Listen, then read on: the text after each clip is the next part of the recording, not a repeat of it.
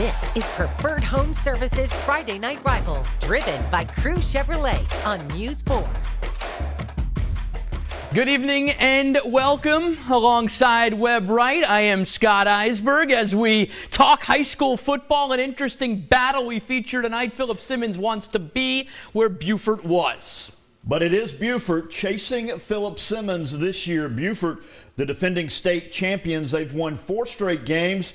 But Philip Simmons, the team everyone is chasing, 6-0 on the season. So let's head over to the Iron Horse Stadium for this one, and one heck of a ball game it is. And for Philip Simmons, I should say, no question about it, KJ Asbury is the man. Look at this run, ridiculously tough, just shouldering guys off. Thought he'd be out of bounds. He is not. That's a touchdown for the Horses. Then it's the air game, future Georgia Tech Yellow Jacket. Troy Stevenson smokes his man. He's wide open. He reels it in. That is a touchdown for the Iron Horses, who go up 21-0. And then the play of the game, William Kieserling back to punt. It is blocked and pounced on in the end zone. Bryce Smalls. Wow. Philip Simmons all over Beaufort. Did not see this coming that bad. 36-6, the final.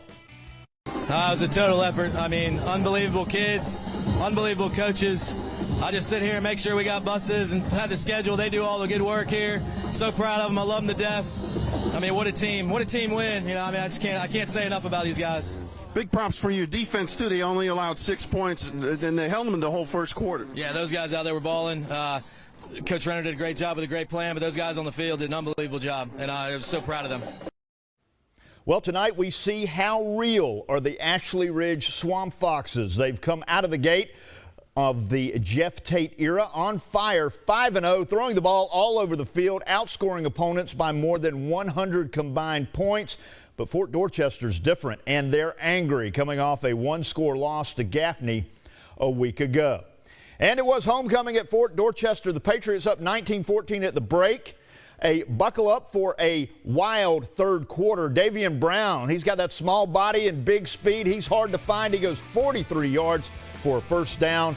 Later, 4th and long for Fort D. Charles Watson rolls out and flings it right to Malty Snyder for 6. 26-14 Patriots. And the words you don't want to hear if you're a Fort Dorchester fan on the ensuing kickoff. It usually means bad news. Ashley Ridge, Derek Sally Jr. finds the sidelines, and he is gone. To the pay window, he's going to cash it in for 6. The 2-point conversion was good, 26-22 Patriots, and Ashley Ridge would get the ball back. Trevor Callis goes deep, and he's going to find Sally again for the first down, but the Patriots would buckle down on 4th and goal. They make the stop, and Fort Dorchester goes on to win it by a final of 40-22.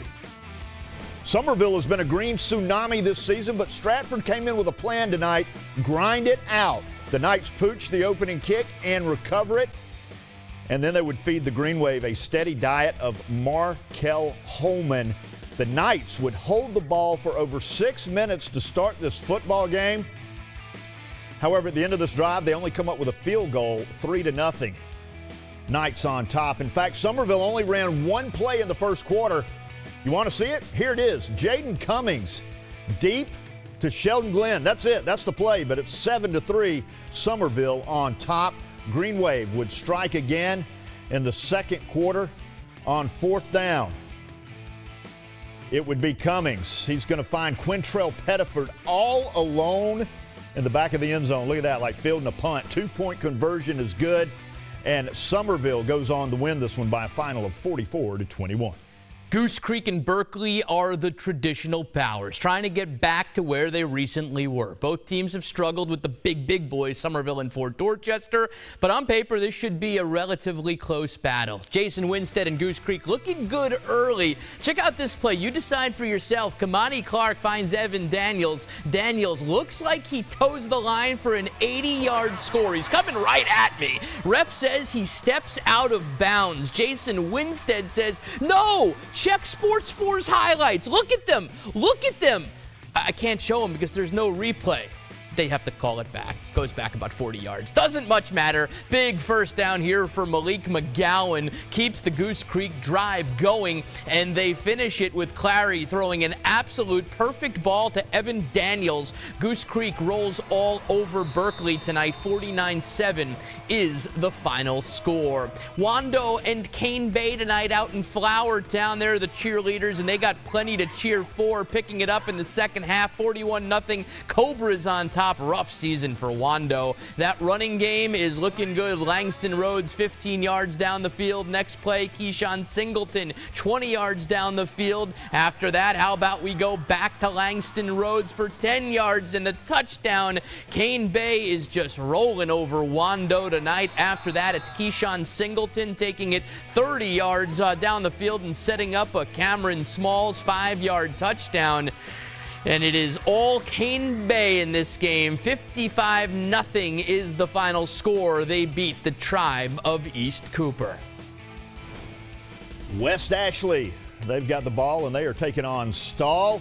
They will kick off the game with a nice play here. Kevin Brown, look at him straight up the gut for the score. And he would follow it up with another one later in the first half. But West Ashley, Andrew Jackson, he would come on. He would score again for the Wildcats. Right here, he's going to take it around the right side for the score. Stahl would eventually pick up the possession, and Manny Foster, he's going to pick up yards throughout the game. Quarterback Jaden Mack finds Cameron Grandison.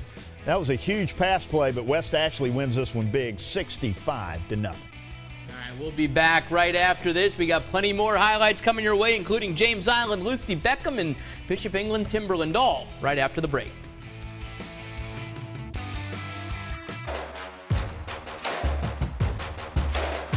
This is Preferred Home Services Friday Night Rivals, driven by Crew Chevrolet on News 4.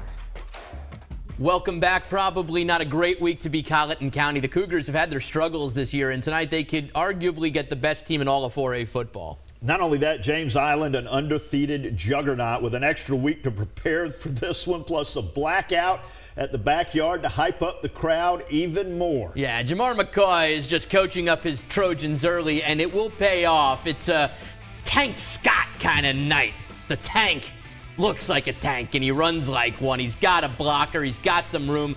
Big first down run. Bad snap at the goal line for Braxton Scott, but he picks it up, gets through the middle, and puts up 6 points on the board early. Fast forward to the second quarter, and Braxton Scott going to look to throw this time, but he's going to take off with it. Plenty of room to run. Looking for the end zone. Comes up just short of pay dirt. No worries. Just give it to the Tank, and he goes untouched into the end zone, and James Island runs away with this one. 56-0 is the final over Colleton County. Simple as this. Lucy Beckham nasty in their pre-region schedule. The Bengals are 4-0, and they are outscoring opponents by a whopping margin, 188-14. They had a week off last week. Good luck to May River tonight after their long bus trip up. We head over to District 2 Stadium. Lucy Beckham looking to roll once again, and early in the first quarter, they would do just that. Beckham quarterback Chalmer Ballard hands it off to running back Steven Seegers. He takes it down the field, 65-yard touchdown.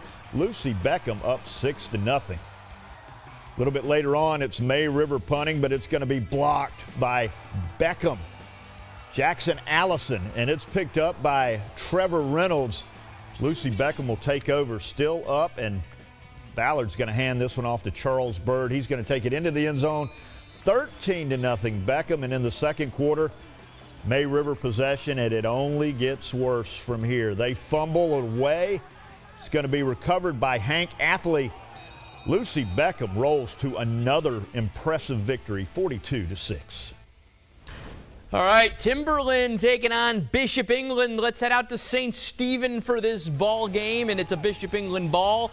William Donato drops back to pass, but he can't find anyone, so he decides to scramble, and he picks up 23 yards. Nicely done. Next play, Donato drops back, scrambles, and he finds Jacob Makara wide open. He takes it in for the touchdown. Look how wide open he is. Timberland gets the ball back after that. It's Kylan Brown finding Javarez Sumter on the screen pass, 20 yards down the field for the Wolves. Next play, Kylan Brown going to drop back, launch it, and look at this insane catch in the end zone. What a grab. Oh my. Wow, that was fantastic. A nice juggling act, and Timberland wins this one 35-14, the final score. The Woodland Wolverines are undefeated. They are moving the ball at will, much to be expected. One of the top offensive linemen in the country, future Gamecock Cam Pringle, leads the way. Tonight, Hanahan tries their hand. The Hawks did come from behind late a week ago to beat Porter Goud.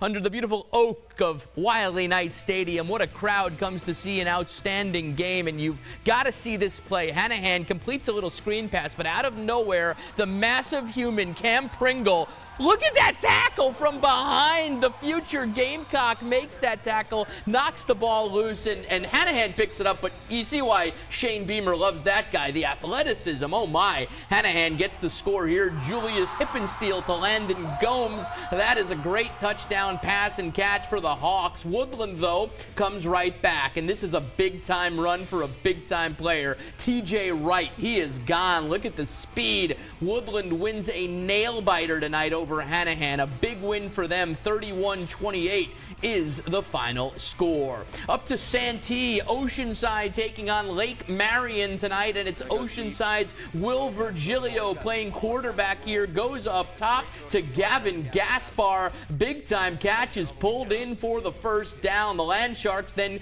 go for the end zone, but Lake Marion, the defense steps up. The pass is intercepted, but Lake Marion is not able to capitalize on the offensive possession. Second half action, and Oceanside goes to work on offense. Gavin Gaspar grabs this one over the middle and takes it for a 45-yard run for the Land Sharks, and they will finish it up. They will capitalize on a busted coverage. Logan Hamilton with a touchdown catch, and Oceanside just rolls over Lake Marion tonight. 30-8 is the final score. All right, let's head out to St. John's. Cross in St. John's. Cross already with a 30-0 lead. Still 2 minutes to play in the first half. Working off a turnover. It's Cross's Tyler Mungan, almost losing the snap, but he'll recover and throws a line drive to Jamez Way, who makes the catch inside the 10. Next play, give it to DeLandron Hughes, who just follows his blocker into the end zone for another score, extending the lead to 36. St. John's trying to get anything going. Trevon McFadden pressured on the throw. The pass right into the hands of Cross linebacker David Wigfall. He's got open space in front of him. He's going to take this one back to the house. 35 yards for the pick six. 44-0 lead for Cross at the half, and Cross ends up with the shutout, 56-0. That is 6 straight wins for Cross. They are playing some very good football after an opening week loss to Calhoun County. Stay with us. After the break, some Skiza Pleeza action. We'll have that and more right after this.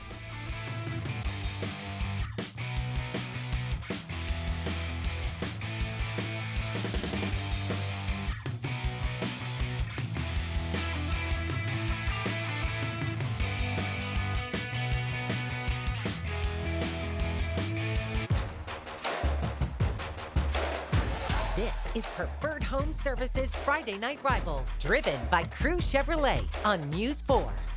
All right, let's talk some Battery Creek, North Charleston up to District 4 Stadium. And how about this? It's a 13-7 game in the second half. Nice run here for Gregory Parks of North Charleston. Then they get an interception from Xavier Tooley. And in the end, there's no more offense in this game. North Charleston wins the game. 13-7 is the final score. Webb, I'll send it over to you for some Pinewood Prep. Pinewood Prep hosting defending 3A state champs in Skiza, PD Academy. PD goes up 14-0. Pinewood goes off from there in a big way. Will Watson sees a hole. He takes it. He's gone. Then after tying it up, they take off. It's Watson again. He's going to keep it. He sees nothing but green pasture ahead. 75 yards to the pay window. He's going to cash in for 6. And we keep rolling from there. Wild play of the night coming up right here. We have a little check down to Jack Burnett. And Burnett, well, he appears to be down, but he's not. No whistle. Heads up. He gets up, and he runs, and he runs, and he runs. Touchdown, Pinewood wins easily 63-14. Wilson Hall and Northwood put up in Sumter tonight. Tucker Burnett, what a catch for Wilson Hall right here over the middle. Interfered with, it doesn't matter. They're going to plow it in from there, and Wilson Hall takes a lead on Northwood. But Northwood's going to get a nice touchdown grab. Coming up right here from Hayden Hogan. But after that, it was all Wilson Hall. They win this one easily, 62-20. All right, let's take a look at some scores from tonight. And this is a crazy one. Porter Gowd beats Trinity 58-30. J.J. Flood, 368 yards. His numbers have to be giving college coaches just headaches looking at that and going, we got to get this guy. He's a basketball player, too, so I don't know what sport he's going to play at the next level. Military Magnet, nice win over Burke tonight, 28-15. And I don't even know where Cross Schools is from. Somehow Baptist Hill found them. This is not Cross High School. Cross High School won tonight 55-0 or 56-0. Baptist Hill beat Cross Schools 87-6. That is a heck of a difference in scores out in Hollywood. That'll do it. We'll be back right after this.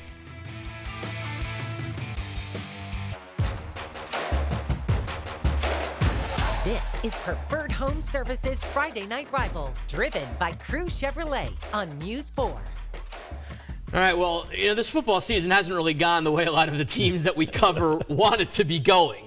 Well, absolutely. Clemson has struggled. South Carolina hasn't seen their best ball yet. It's and the local ones, we'll talk about them in a moment here. Let's take a look at what we've got coming up tomorrow. And Clemson-Syracuse. Clemson is looking to avoid starting 0-3 in the ACC for the first time since 1998. I would venture to say right now playoffs are out of the cards, but I don't even think an ACC title has much of a chance at this point, now being 0-2 in the league. Amazing to think that Duke is hosting College Game Day tomorrow. They're hosting Notre Dame and Oceanside Collegiate grad Sam Hartman. Western Carolina put up 77 points on the Charleston Southern Buccaneers last week. They've got the Citadel tomorrow, and the Citadel, Webb, you saw them last week. It's been the struggle bus of late. It has been a struggle, and the offense has not been playing well. They even had a chance. They ran an interception back 70 yards, got inside the 20, and still can only manage a field goal. They got a garbage touchdown late, but yeah, the offense has much room for improvement for the Citadel Bulldogs. No question about that. Kennesaw State is a team that Charleston Southern knows from their time playing each other in the Big South. Now Kennesaw State is transitioning Division I full FBS. Charleston Southern, their only win this year is against North Greenville, a Division II program. So needless to say, it's going to be an uphill battle for Charleston Southern tomorrow. But they are the only team in their conference to have a fumble return for a touchdown, a kickoff return for a touchdown, and an interception return for a touchdown. So there is a bright spot there. Some more games we've got tomorrow. It's really been a struggle for Coastal Carolina so far. They lost to Georgia State, a tough loss last Thursday. They've got some extra time now to prepare for Georgia Southern on the road in Statesboro tomorrow. It's a sellout down in Statesboro for that game, so the atmosphere should be pretty wild. And then, Webb, two teams that you know quite well from your time in the Volunteer State and your time as a student, South Carolina and Tennessee. What do you think on that one? Well, last year, surrounded by Tennessee fans, there was no one more shocked by that game than me as the lone South Carolina Gamecock in Tennessee. This year, you would think Tennessee at home has that game circled, underlined in red and ready to go, but this is not the same Tennessee offense from last year. Exactly. Finally tonight, let's go to our play of the night, and we're going to go under those beautiful oaks at Wiley Knight Stadium, and what a play it was from Cam Pringle, the future Gamecock. This is athleticism from a large man. He's like 6'7", 300-something pounds. That's a heck of a hit right there. That's For the Webb very Wright, definition, man among boys. yes, I'm Scott Eisberg. Have a great night, everybody.